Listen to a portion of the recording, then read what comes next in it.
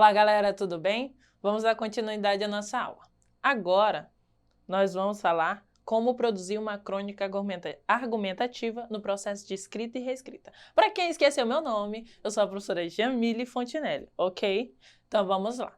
Aqui, vocês já viram que a crônica normalmente é publicada em jornal e revista, que ele também é um gênero narrativo, só que ele vai percorrer, né, pelo descritivo, pelo argumentativo, mas ele é ali colocado assim dentro da caixinha do narrativo. E aí, qual é a diferença? Nós agora vamos trabalhar com a crônica argumentativa. Qual é a diferença aí dessa crônica? Ele tem essa questão da primeira pessoa, né? Ele vai trazer um olhar, uma visão pessoal sobre um determinado assunto dentro daquele texto. Então, vamos continuar revisando ali. É necessário ter título, a narração pode ser usada no primeiro parágrafo. Na crônica argumentativa em si, nós vamos ter argumentação e persuasão.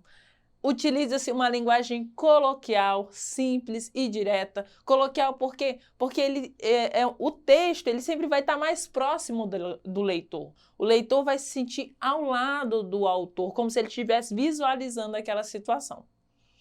Os textos são relativamente curtos, são temas do cotidiano e polêmicos, né?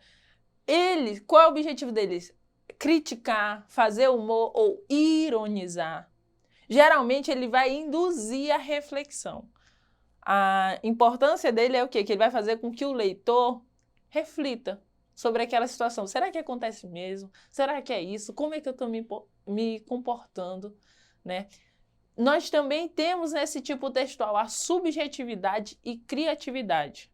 A fusão, por isso que é crônica argumentativa, nós temos a fusão do estilo jornalístico e literário, porque ao mesmo tempo que ele está falando de uma situação do cotidiano, trazendo argumentos, tentando te convencer de alguma coisa, ele vai também trabalhar com a questão literária, que é o que? É o manuseio adequado das palavras. Né? Utilizando para que o leitor também se sinta naquela situação e se sinta acolhido. Né? Ele vai se sentir bem ao ler aquele texto. Né? Próximo. Nós temos poucos personagens e geralmente o tempo e espaço ele é mais limitado. Né? E ele tem caráter contemporâneo. Por quê? O autor, geralmente os cronistas, eles veem uma situação aqui e eles já pensam em fazer a crônica. Então, ela é algo diária, por isso que geralmente ela é publicada em jornais e revistas, ok? Então, tudo isso você já viu aqui. Se tiver dúvida, vai lá no nosso vídeo anterior para a gente poder visualizar, ok? Vamos lá. Para reafirmar novamente, a crônica argumentativa funde aspectos da crônica e dos textos argumentativos e se aproximam do artigo de opinião. Na crônica argumentativa em si, nós vamos ter um tema, sua posição, um ponto de vista ou juízo de valor sobre o assunto. Ou seja, ele vai trazer a crônica, a narração, e dentro disso ele vai trazer argumentos para te convencer que aquele posicionamento dele é o certo. E aí eu trouxe para vocês alguns escritores. A aula anterior eu tinha falado sobre alguns escritores importantes e aqui eu reafirmo novamente. Vocês viram lá no conto e estão vendo novamente aqui na crônica. Autores que eles vão perpassar vários textos, vários gêneros textuais. Machado de Assis, Lima Barreto, João do Rio, Cecília Meirelles. Aqui é alguma das carinhas para vocês visualizarem. Autores importantíssimos para vocês que estão fazendo o Enem. Só aquela estatística que eu falei para vocês novamente aí, não só o Carlos Drummond, não só o Machado de Assis, mas outros autores que caem muito no Enem. E se você tiver um contato maior, se você fizer as leituras deles, você não vai sentir dificuldade na hora de ler, de resolver as questões. Então, quanto mais leituras vocês fizerem, melhor será na efetivação e concretização da prova de vocês, ok? E aí nós vamos pensar agora na crônica argumentativa e a sua estrutura. ok? Ela tem introdução, desenvolvimento e conclusão. Na introdução, nós vamos visualizar o tema, ou seja, que situação é essa? É uma situação lá no botequim? É uma situação lá na praça? É uma situação na casa? Onde? O que está acontecendo? O que foi visualizado? No desenvolvimento, ele traz argumentos, que são citações, que são exemplos, para fortalecer o que ele já disse, a visão dele lá na introdução. E aí a conclusão, ele retoma o que já foi dito, a percepção dele é sobre a vida, é sobre a maneira de rir, é sobre a maneira das pessoas se comportarem, é sobre política, sobre o quê? Ele vai retomar, e depois de ele retomar, ele vai trazer geralmente uma reflexão aí, um questionamento. Geralmente o cronista, quem trabalha com a crônica argumentativa, ele vai fazer o quê? Que você reflita, que você questione se aquela situação é verídica ou não. E aí, para quem ainda tem alguma dificuldade em saber sobre os argumentos, na crônica argumentativa, nós vamos primeiro pensar. Nós temos argumentos de autoridade, que apresenta informação ou opinião de especialista no campo, que tenha conhecimento da questão. Ou seja, por exemplo, você está lá, vai fazer sua crônica argumentativa, e aí você vai falar sobre língua portuguesa, sobre a importância da língua portuguesa. Você vai citar, por exemplo, o professor de ciências? Não. Você tem que citar alguém que seja da língua portuguesa. Ah, posso citar a professora? Pode. A professora de português pode, mas melhor seria o Pasquale, né? Que tem conhecimento, ele é especialista. Ele já ultrapassou os meus conhecimentos, entendeu? Ele tem uma formação mais adequada para você colocar ali. Então, o argumento de autoridade é uma pessoa que conhece daquele assunto realmente para você citar. Outro tipo de argumento é a contra-argumentação, quando você utiliza de dois fatores, um positivo e um argumentativo, apresenta esses posicionamentos contrários e vai falar sobre esses pontos de vista. Isso é um tipo de argumentação. Por exemplo, vai falar sobre a educação à distância. Nós temos os fatores positivos e nós temos os fatores negativos, não é verdade? Todos os desafios que vocês enfrentam são fatores negativos. E aí, quando você trabalha com esses dois posicionamentos aí, você está trabalhando com a contra-argumentação, com os dois pontos de vista aí para você fazer uma análise.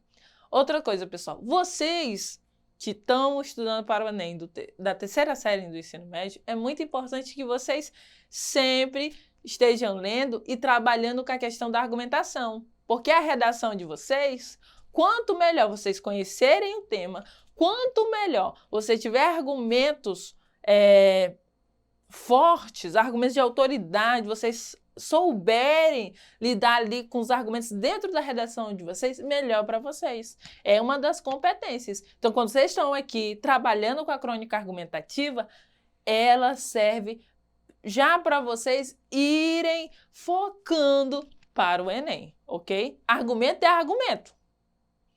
Então, quanto mais vocês trabalharem, mais vocês estudarem, melhor vocês farão a redação de vocês. Então, vamos lá. Nós temos também algumas palavrinhas que são chamadas de modalizadores de discurso. Eles servem para quê? Eles indicam a argumentação. Fora os argumentos, eles vão indicar a argumentação, ou seja, que o autor está dando uma opinião ali que ele está visualizando. E aí nós vamos ter alguns advérbios, por exemplo, de modalizadores. Advérbios, modos verbais e verbos auxiliares, adjetivos, expressões afirmativas ou negativas. Por exemplo, quando você diz, realmente isso é assim. Quando você utiliza o realmente, um advérbio, olha aí, você já está utilizando um modalizador de discurso. Você utilizar é necessário que se construa estratégias, você utiliza o necessário, é prioritário, é urgente, é um modalizador de discurso. Não esqueçam isso, escrevam aí no caderno de vocês para ficar melhor, ok? E agora, para a gente conseguir visualizar, vamos exemplificar. Vamos ler uma crônica rápida e depois a gente faz aquele toma lá da cá para a gente visualizar o que é essa introdução, o que é esse tema aí. Vamos lá? Me acompanha aí. Velho adolescente. Descobri recentemente, mais precisamente no sábado passado, que eu sou um velho adolescente. Isso porque me peguei grudada a tarde toda num livro da Thalita Rebouças.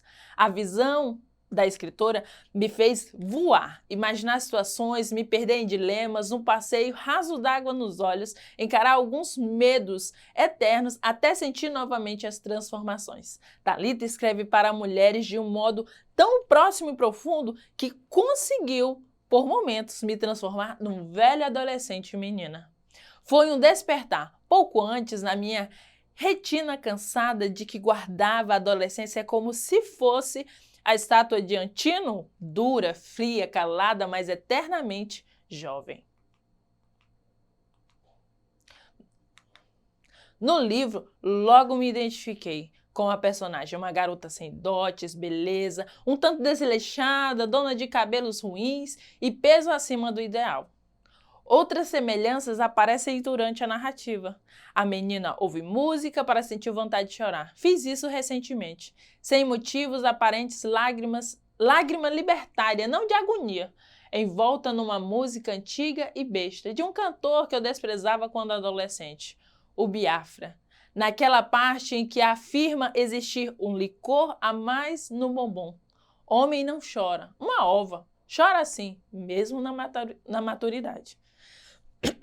Trago ainda guardado alguns costumes de quando adolescente. Usava roupa velha e rasgada em casa e desligar o mundo. Ler, ouvir música, assistir a séries de TV, visitar fotos antigas e me espantar. Nossa, quando foi isso? Eu era magra em 87? Creio, com sinceridade, envelheci bem. Eu era muito feio na adolescência. Fazia bullying comigo, me olhava no espelho e dizia: tu é horrível, desajeitado, seu cabelo ruim lembra nuvens de tempestades. E depois ria da própria desfaçatez. Hoje me acho bonito, mesmo quase sem cabelos. Algo libertador, no meu caso, e com essa barba rala que não tem nada a ver com rebeldia, é coisa de vaidade mesmo. Se existe algo bastante mudado, é a minha capacidade de atual de amar. De olhar para o espelho e afirmar: cara, você está lindo.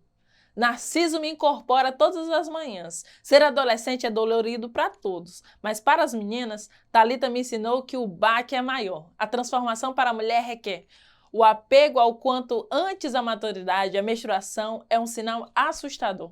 Fora o crescimento dos seios, do quadril, os olhares ameaçadores que começam a surgir em volta de repente sem avisar. Thalita Rebouças é doutora do assunto. Declara, no entanto, o sofrimento do eu menino naquela época. De repente, espalharam-se em mim as espinhas, a espantosa percepção das curvas do avesso, das medidas de cada detalhe. A menina franzina, irritante, moradora da vizinhança, de repente se tornou uma encantadora fêmea fatal, me fazendo suspirar profundamente. Será que ela ainda se lembra de mim? Era um tempo de solidão, de descobrir detalhes nunca antes imaginados. A luz da lâmpada atraía os insetos, medrava a escuridão, mas nada afastava alguns pensamentos. Fui salvo pela erudição, a leitura acalmava a febre. Quase adulto, imaginava a maturidade e tal qual a Quinta Sinfonia de Beethoven, a reta final da qual queria distância. No entanto, cá estou. Acho que Biafra me faz chorar por causa disso. O licor ainda vivo, perdido em meio ao bombom. Imagino Beethoven, mas escudo Biafra. O que sai de mim vem do prazer de querer sentir o que eu não posso ter. O que ele quis dizer com isso? As folhas da árvore da minha adolescência ainda tremem, esparramam o orvalho no sopro do vento. Restos daquela mesma chuva que arrancou o sono, restando em mim o pensamento incerto: será que existe por aí outro adolescente velho, quieto e atento, tal qual a estátua de Antino, ouvindo, entrelaçando por pequenos tremores a sinfonia de Beethoven? Fechei a última página, já senti saudades da menina do livro e à procura do resto de licor perdido dentro do bombom. Luiz Alves. Então vamos lá. Quando você lê isso aí, você pode visualizar. Ele falou sobre o texto, aí depois trouxe argumentos, citou a Thalita Rebouças, porque ele era um velho adolescente. Porque ele se comportava, e aí ele foi citando. Depois, você vai criar uma crônica a partir daí. E aí você vai pensar no planejamento, como eu já disse lá no conto, pensar no tema do cotidiano, se vai refletir, se vai criticar, se vai fazer humor e tal. E depois você vai fazer a revisão. E aí eu vou deixar para vocês um texto para vocês escreverem, para vocês produzirem uma crônica argumentativa. O tema, a importância da educação para a sociedade hoje. Pensem aí. Pense daí nesse tema cotidiano que vocês estão vivenciando, vocês têm muito a falar, ok? Lembrem-se, a leitura é para o intelecto, o que o exercício é para o corpo. Você está gordinho ou você está malhado? Ok? Tem os links para vocês acessarem, para vocês conhecerem mais. E não esqueçam de acessar a plataforma Eduque. No mais, até logo. Tchau, tchau.